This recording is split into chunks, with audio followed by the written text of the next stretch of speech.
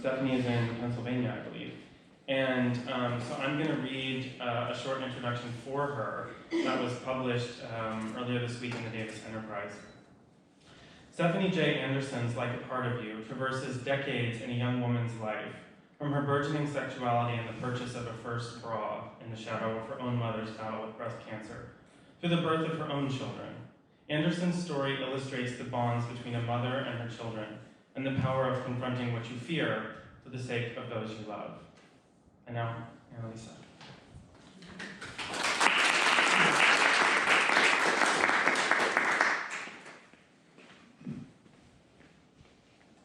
I brought some water. It might be longer. All right. Like a Part of You by Stephanie J. Andersen. As summer approaches fall, while my 8-year-old daughter waits outside the door, I stand in a Victoria's Secret dressing room, considering my bare 38-year-old breasts. They are saggy, small, speckled with stretch marks, nothing like the perfectly round, full and unblemished breast pictured on the wall throughout the store. But maybe that doesn't matter to me anymore. A new stage in my life has begun, one which I have decided will require a new bra. In my drawer at home is a mix of bras that no longer fit. Sports bras that restrain and disguise, push-up bras that force and cajole, nursing bras that open and close like doors, full coverage bras that put my breasts at attention, and bralettes that rise up every time I lift my arms. I remember my first, a pair of triangles that snapped in the front. It covered my tiny nipples, felt tight around my center, gave me a clip to practice fastening. It was a rite of passage, a promise of something, and I hated it. I was barely 10 years old and had accidentally discovered I was becoming a woman after pulling my t-shirt over my head in a rush to go outside and play. When my hand brushed up against my chest, I felt the lump, deep and unmoving on the left side, and I froze. I have cancer, I told my mother.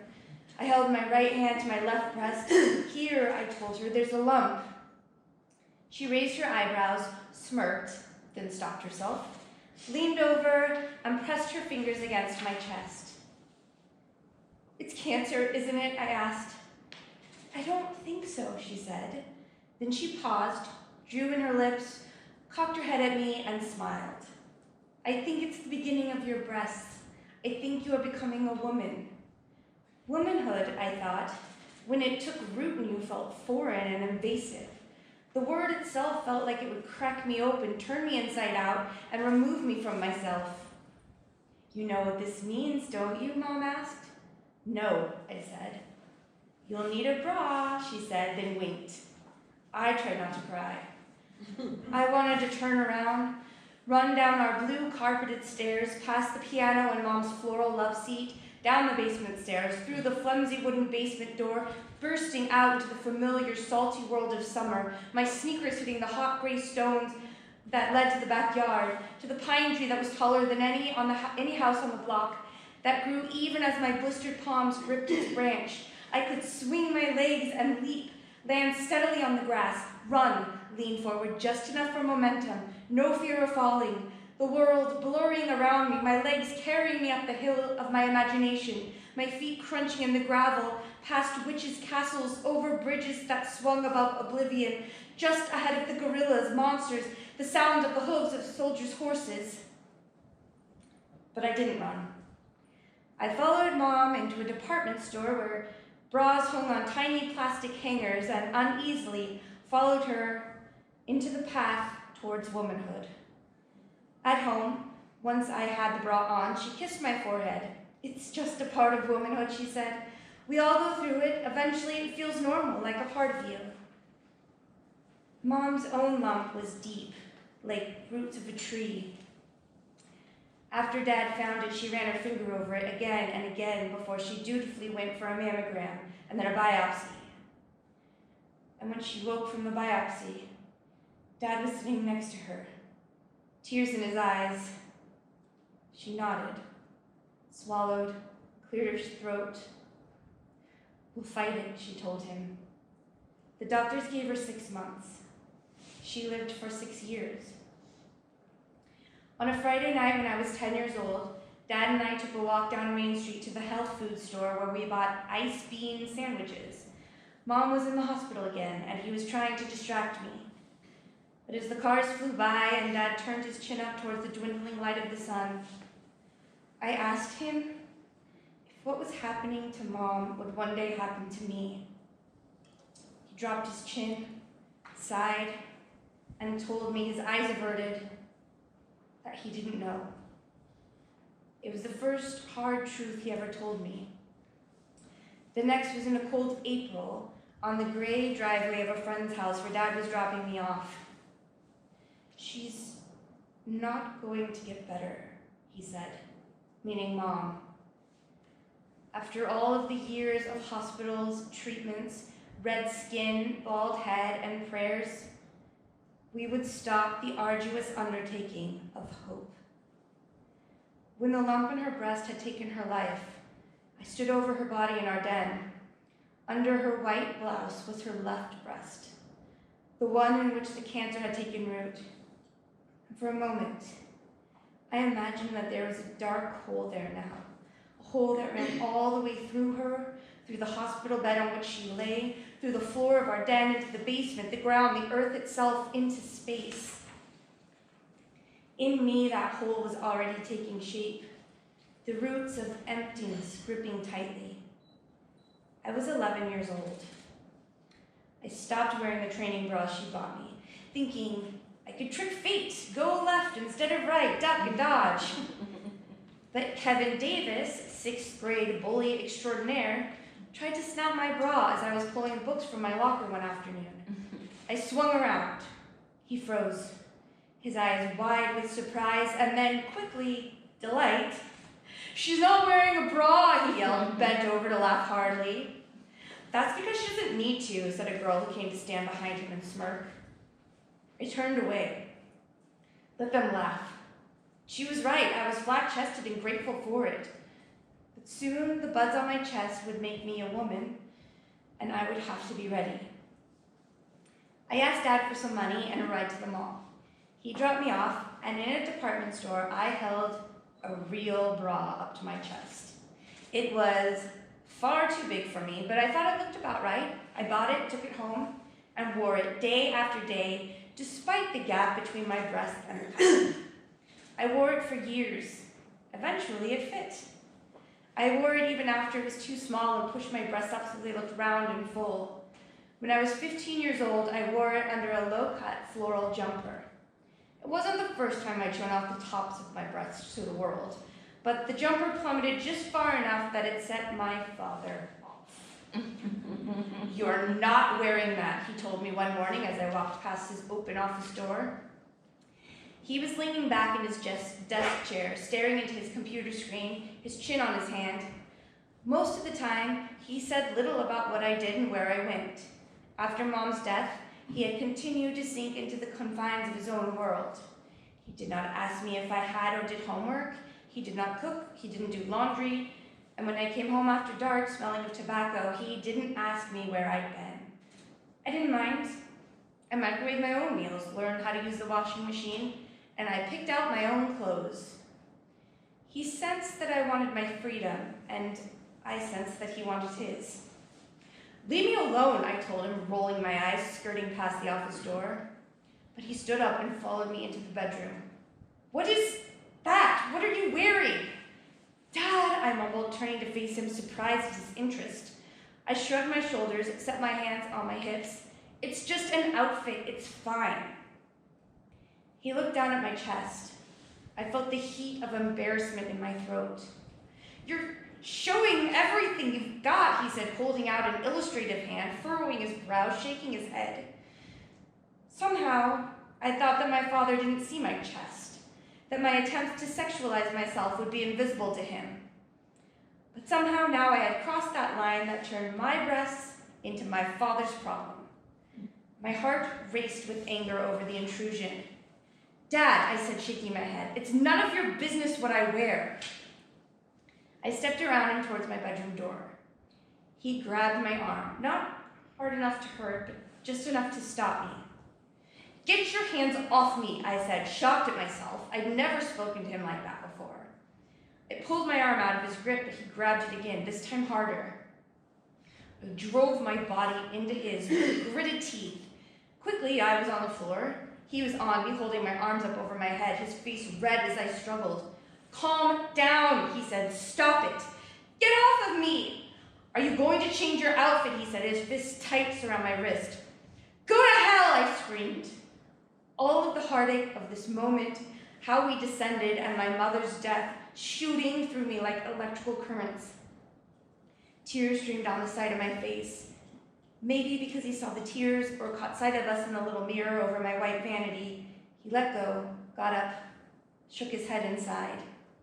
I shot up too, paused for a second to look at him before I ran as fast as I could, down the stairs, past Mom's piano, down the basement stairs, and through the basement door. My feet hard against the hot gray stones, the thick of the summer heat on my face. I wanted to keep running, to get as far away as I possibly could. After that, I became aware of my breasts in a brand new way. They were vaguely dangerous, meant to be hidden away, and simultaneously they warranted attention and affection from boys who divided themselves between my face and my chest, between what they thought they should do and what they wanted to do. Two worlds, two versions of who they were, multiple versions of who I was. When I let one push his hands up my shirt and cut my breast, I felt his heart pound. He squeezed and pushed, all the while moving his tongue in and out of my mouth, his head twisting left and right. I wanted to believe that there was something deep inside of me that made him desirable to me. But as he groped, I felt vaguely absent from the whole experience, as if he were in the middle of discovering something about himself. This was how it was until I met a boy who was different from the others. I was 16 and he was 16. When I lay next to him, I found that just tracing the edges of his fingers with my eyes could make me smile. I discovered that the purest smell of him was the soft spot between his shoulders and neck. With my legs and arms wrapped around him, I could feel his heart beat through me. Eventually, we knew there was a baby inside me. It scared him, but he kissed the skin between my swelling breasts and forgot the fear for a while. I wondered if a pure form of who I was existed somewhere. I bent towards him and felt found. After the birth of our daughter, my breast filled and ached, and a strong-smelling hot and clear milk dripped from my nipples as tears leaked from my eyes. I was not old enough, not responsible enough, not prepared enough, not stable enough to keep the baby. And so I did what I was supposed to do, what they told me was the best thing, the loving thing. I gave her up. I never even held her.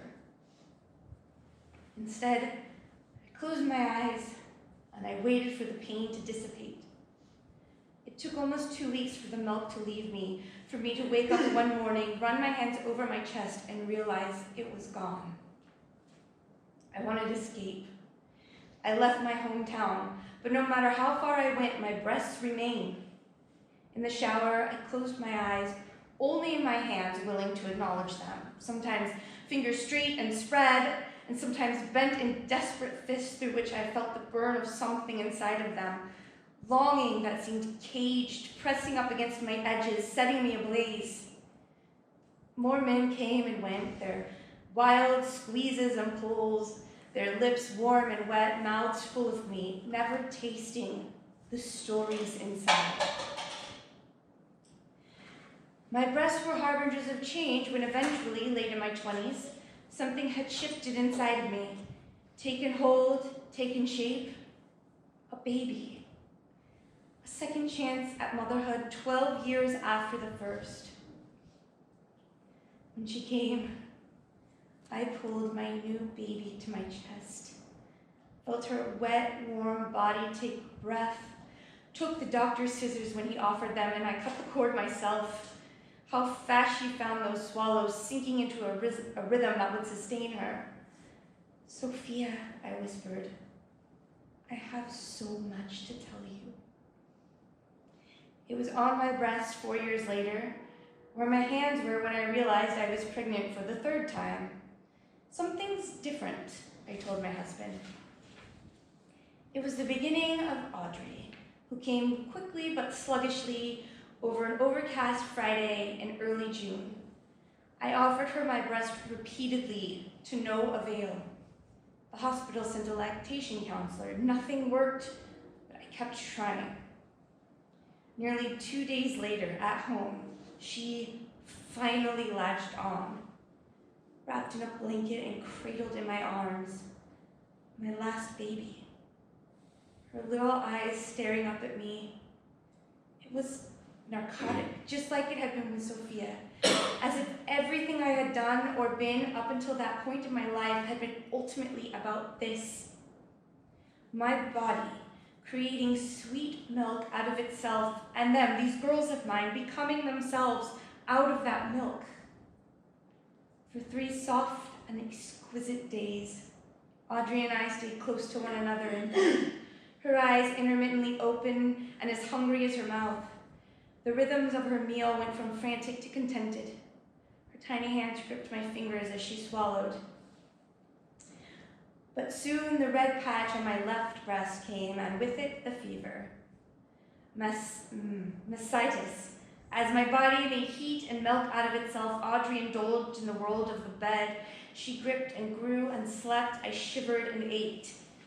The doctor prescribed antibiotics and recommended large doses of Tylenol and Advil. It took 2 days for the fever to break and another week for it to return, over and over. I fought off the infection. But when it came back for the 8th time in 2 months, the inexplicable red blotches that meant midnight trips to the ER, the doctor told me, over the phone, that I should consider weaning. That night I went home to my baby, pulled her close to me, whispered apologies, and from deep in my chest came a kind of insistence. It was almost a voice that told me my problem wasn't nursing. It was something else, something inside of me that had not yet been eliminated. And so, between fever spikes, I read about mastitis via Google. By Monday morning, culture my milk, I told the doctor over the phone. She did. A week later, the results came back. A resistant form of staph. They said, we've been using the wrong antibiotics the whole time. The new one worked. The mastitis never returned. I had saved something sacred. At night, Audrey slept close, suckling as her eyelids grew heavy. She nursed as she woke, the first thing she did, even before opening her eyes. After work, I picked her up from daycare, carried her out to the car and in the parking lot as the other parents walked by on their way in and out. Audrey lay in my arms, her eyes focused on mine, her mouth so quickly finding that pulse that closed the gap of the day. But I couldn't nurse forever. Eventually it would be over, and when it was, I would be facing the last few years of my 30s, the age when my breast would become dangerous. And I did not feel ready. I wanted to hold that at bay, stay in the sweetness of the nursing era forever. But we cannot run from ourselves. What killed my mother was inside of her. So I made a plan. Once I was done nursing, I would flatten my chest. Removing any question, I would have them both off, both breasts. I made an appointment with an oncologist and asked him to help me be rid of what my mother may have passed down to me. He obliged me, tested me for more than 40 cancer genes, including BRCA1 and 2. If I had any of them, and I was sure I would schedule the surgery, no hesitation. During the week I waited for my results, I stayed up at night, watching Audrey sleep and nurse intermittently, her eyes sometimes fluttering so that it seemed she was dreaming about a world somewhere else, connected to me only by thirst. I imagined myself as an infant like her, lying there next to my mother, her breath and heartbeat in my ear, her breast in my mouth as I grew, the cells of my bodies made out of hers. We found no genes, said the oncologist, not one. I sat before him, empty. What does that mean?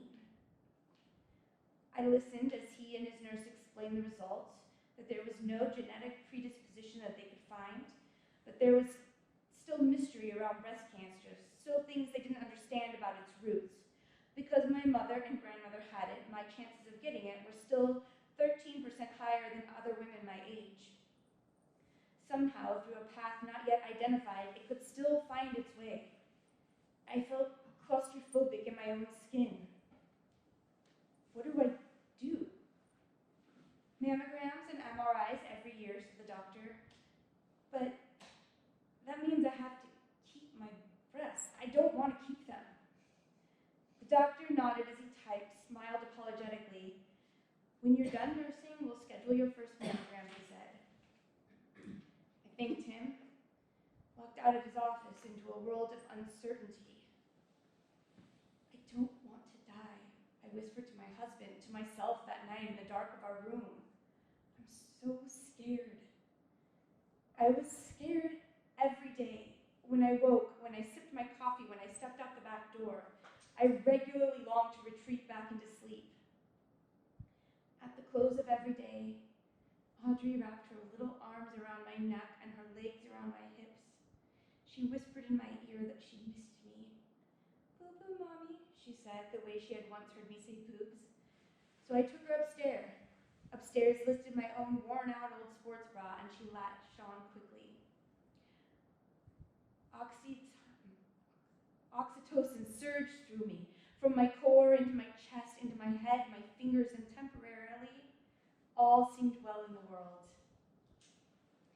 And then when Audrey was almost 3 years old, I found a lump in my left breast, just a small one, but a hard one, under my left nipple. It's probably nothing, said my doctor, but let's have it checked anyway. We'll schedule a mammogram this week.